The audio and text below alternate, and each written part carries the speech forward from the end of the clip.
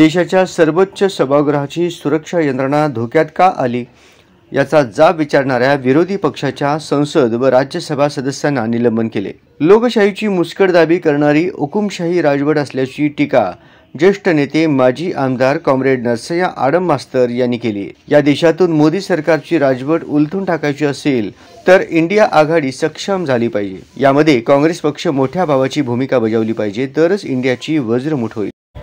एक लोकसभेची बिल्डिंग मजबूत असताना 20-25 हजार कोटी रुपये खर्च करून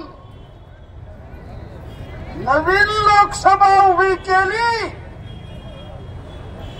आणि त्याचा फुगा असा फुटला, एक सुद्धा अधिवेशन झालं नाही, लोक पार्लमेंट मध्ये घुसले।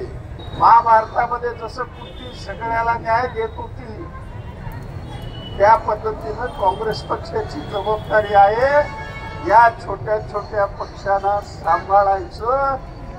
नसेल तुम्ही बी आहात, आम्ही बी आहात, बोंबलत बसा सगळे। इतकी भयानक परिस्थिती। यावेळी माकपचे जिल्हा सचिव advocate M S. Shaikh, Nasima Shaikh, Yusuf Shaikh, Yusuf Major, Siddhappa Kalshetti, Sunanda Balla, Shevanta Deshmukh, Rangappa Marathi, Salim Mulla, Bapu Sable, Daud Shaikh, advocate Anil Vasam, Muralidhar Sunchu, Naresh Dugane, Ashok Balla, Datta Chavan आदींची प्रमुख उपस्थिती होती।